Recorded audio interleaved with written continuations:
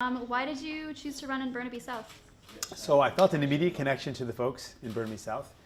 There's also an important need, I feel. Across Canada, there's a number of major issues that people are faced with. One of those is housing, healthcare. These are some of the major issues that people face in Burnaby.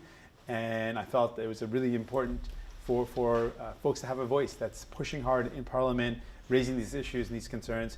More so, the Liberal government hasn't really done what people wanted them to do, what people expected them to do. So I feel it's important to be able to put pressure on the government to do what's necessary for people. Now you mentioned housing, but what are your thoughts on rent eviction in Burnaby specifically? Yeah, so I think, anytime you've got people who have a home, a place they call home, and are essentially being forced to leave their home or not going to have a place to be able to call home in the future, that's a serious problem. That's something that I don't think any of us can imagine how hard that would be to have a home and then to lose that home immediately.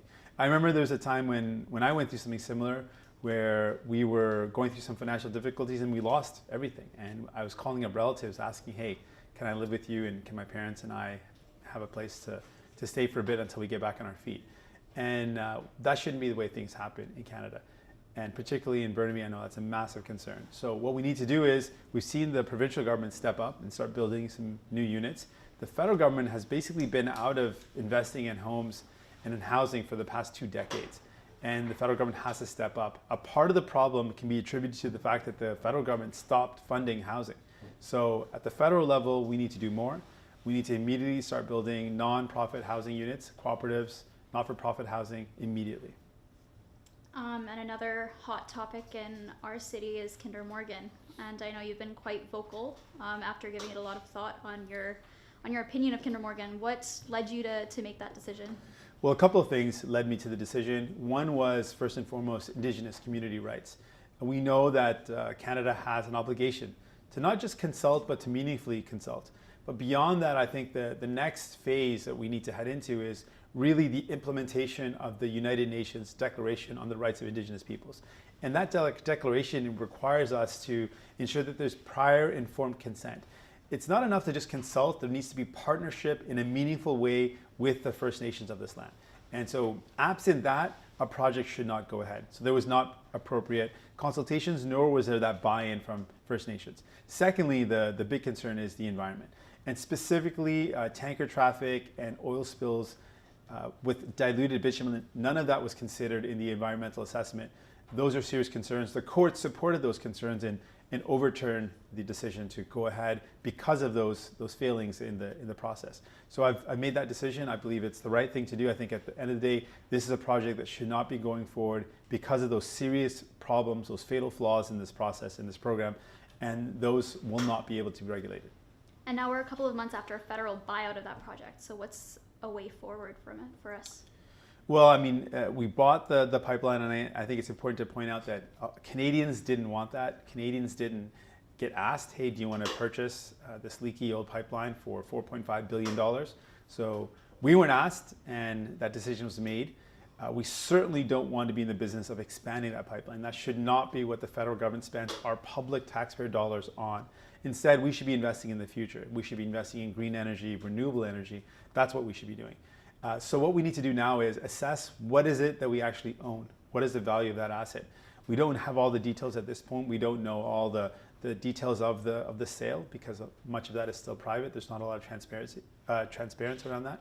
So I think first we need to know exactly what the asset is, assess that, and then look at the options we have to move forward. How can we divest as quick as possible and move those funds into something that's renewable, something that's long-term, and something that's green, so that we can actually do our part to tackle climate change. And you're in the process of moving to Burnaby with the intention, of running here, but we still haven't heard any announcements about a by-election. Why? Well, this is a question we should put to the Prime Minister. At the end of the day, there's 4 vacancies, 4 MPs that resigned, and that's their decision to resign. That's my phone. It's going to mess everything up. Sorry. I'm just going to turn that off. I can't turn it off right now. Can I just pass it to you? Was that Trudeau? Trudeau calling the by-election. No. It was Murray Rankin, actually. But. He's like, Jagmeet, it's happening. It's happening. By-election. Yeah, so the question should be put to Prime Minister Trudeau. why hasn't he called the by-elections? Normally, the common practice is when there's vacancies, when MPs have resigned, and one by-election is called, previously, Prime Ministers have called all the by-elections together. In this case, the Prime Minister called one, but not the other three. So effectively, Justin Trudeau is saying that the people of York Simcoe, Outremont, and Burnaby South, those over 300,000 Canadians, don't deserve representation. And that to me is completely unacceptable.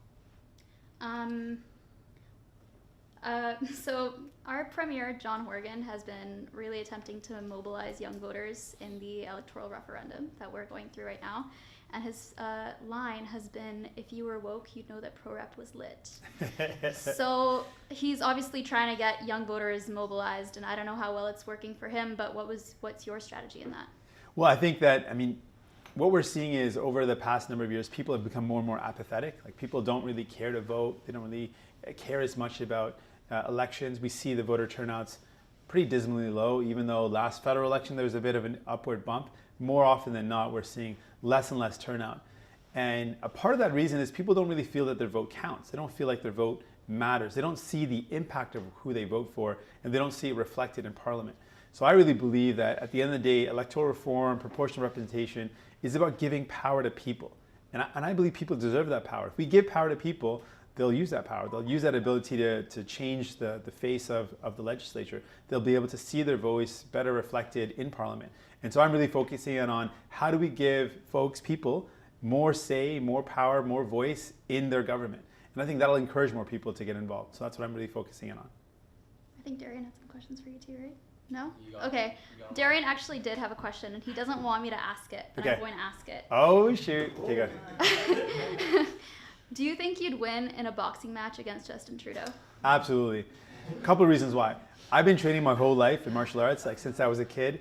He just trained for one match, for one fight. I've been training my whole life. It's something that I live. It's not something that I do for a hobby. I've done it my whole life, and I really have trained so much for it that it wouldn't be a question. I'm really glad you answered that so seriously. Anything else you wanted to say? No, that's cool. That's okay, cool. Thank you so much for your time. Thank you. Pleasure. Thank you.